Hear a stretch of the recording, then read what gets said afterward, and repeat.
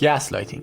یه روز شما از همسرتون درخواست میکنید که آیا میخواد روز جمعه به ساحل بره و اون میگه بله، چون دوست داره قلعه شنی بسازه. روز جمعه که میرسه بهش میگی بیکینیش رو آماده کنه، اما اون میگه هیچ وقت با شما موافقت نکرده که به ساحل بره، به خاطر اینکه از شن متنفره. اما شما به طور واضح یادتونه که همسرتون با شما موافقت کرده، اما همسرتون محکم روی حرفش وایستاده، به طوری که شروع به شک کردن به حافظه خودتون میکنید و قبول میکنید که اشتباه میکنید. این دقیقاً همون چیزیه که گسلایتینگ هستش. یک روش مخفیانه که باعث میشه شما به واقعیت و حافظه خودتون شک کنید. شما باور دارید که آسمون آبیه، اما شخصی سعی میکنه که شما به چشماتون شک کنید و به شما بقبولونه که آسمون سبزه. و این باعث میشه هر بار که به آسمون نگاه میکنین بخواید به چشم پزشکی مراجعه کنید و از سلامت چشمتون مطمئن بشید.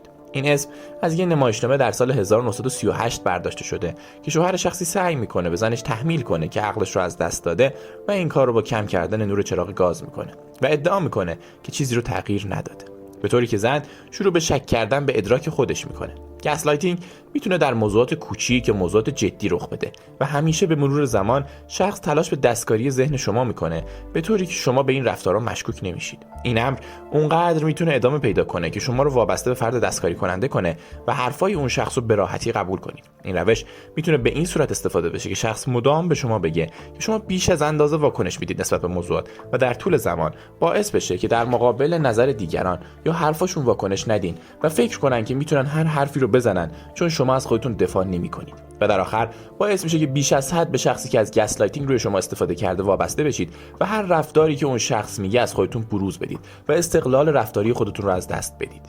گیلت تریپینگ.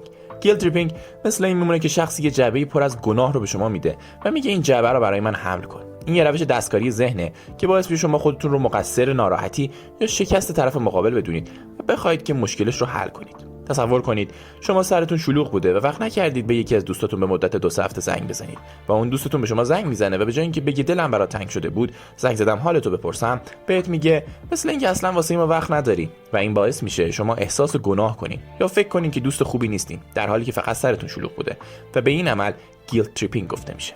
در مواقعی که شخص به جای اینکه مستقیما به شما بگه دوست داره بیشتر حالشو بپرسین یا بیشتر وقت بذارین براش و موارد این چنینی، میاد غیر مستقیم باعث احساس گناه در شما میشه و در اکثر مواقع هم جواب میده، چون ما دوست نداریم دیگران رو از خودمون ناامید کنیم. ما به طور کلی میخوایم مشکلات رو حل کنیم، مخصوصا اگه احساس کنیم اون مشکلی که به وجود اومده برای شخص دیگه مقصرش ما بودیم. اما خب در مواردی شما مقصر نبودید و از شما سوء استفاده میشه. لاو بامبینگ.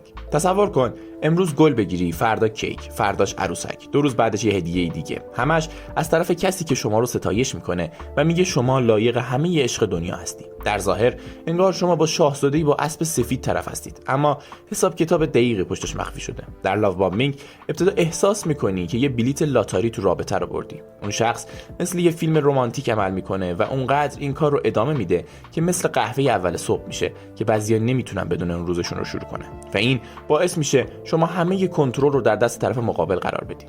داستان از جایی شروع میشه که همون فردی که ستایش میکرد شما رو از شما دور میشه و موجب تخریب عاطفی شما میشه و شما میخواین به همون زمان اوج برگردید. این امر در روابط آزاردهنده و برخی از فرقه ها دیده میشه. در نهایت لاو بامبینگ شبیه فشار دادن دکمه سریع کردن روند عادی رابطه است که به جای اینکه به ارتباط واقعی منجر بشه به کنترل شما منجر میشه.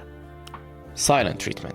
شما فکر می‌کنید رابطه دوستیتون با یک شخص در وضعیت خوبی قرار داره، چون آخرین باری که بیرون رفتید همه چیز خوب پیش رفته به غیر از یک اختلاف نظر کوچیکی که تو انتخاب پیتزا داشتین.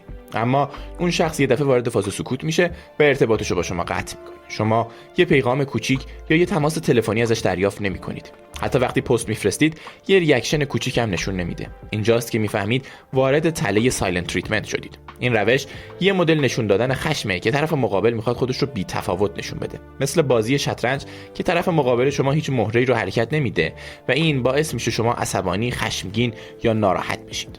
این روش برای تنبیه استفاده میشه.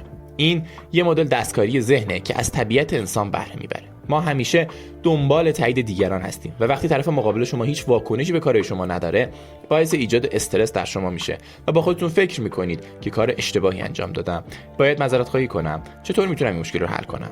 این روش باعث میشه همه کارت‌های برنده رو در دست طرف مقابل قرار بدین و شما سعی کنید در بهترین حالت ممکن با شخص مقابل برخورد کنید، حتی در شرایطی که باعث بشه احساسات خودتون خدشه‌دار بشه. در نگاه اول شاید این مدل دستکاری ذهنی به نظر اونجور آسیبزا نباشه، اما در واقعیت موجب میشه رابطه توسط یک نفر کنترل بشه و اون تعیین کنه که ارتباط چجوری پیش بره یا در چه حد باشه و طرف دیگه در سردرگمی و استرس قرار بده. مثل کسی که شما رو هی بلاک و آن بلاک میکنه و شما رو در موضع ضعف قرار میده. ترایانگولیشن. یه مثلث رو در نظر بگیرید. بالای این مثلث شخصی که قصد دستکاری ذهن شما رو داره قرار داره و در دو طرف این مثلث شما و شخص سومی هستید که مثل عروسک خیمه شب بازی کنترل احساسی میشید. فرض کن تو دوستتون بحثتون شده، اما به جای حرف زدن در موردش دوستتون شخص سومی رو وارد بحث میکنه. نفر سوم میتونه دوستتون یا همکارتون یا یکی از اعضای خانواده‌تون باشه که یه بحث ساده رو میتونه تبدیل به یکی از قسمت‌های شوهای تلویزیونی بکنه. با این کار شخص مقابل شما سعی میکنه با زیاد کردن سیرداغ پیازداغ موضوع یا اضافه کردن یه سری مشکلات خودش رو موجه نشون بده و از شخص سوم تایید بگیره که مشکل کار در شماست. این باعث میشه تعادل قدرت به هم بخوره و باعث بشه شما در مقابل چندین نفر که موضوع رو فقط یک جانبه از طرف شخص مقابل شنیدن قرار بده. این روش میتونه برای ایجاد اختلاف و دلخوری یا نگرش منفی بین شما و شخص سوم هم بشه. این روش برای ایجاد جدایی بین دو نفر یا یک گروهی که جدایی انداختن بینشون سخته هم استفاده میشه. این روش بیشتر در روابط سمی یا محل کار دیده میشه، به طوری که یه نفر سعی میکنه بین افراد اختلاف بندازه و کنترل رو در دست داشته باشه. مثلا رئیس شما به این نفر ارتقا میده اما شخص دیگری رو رها میکنه. این باعث ایجاد حس حسودی میشه و باعث میشه رابطه دو شخص به هم بخوره و حس رقابت به وجود بیاد و رئیس شما روی افراد کنترل بیشتری داشته باشه.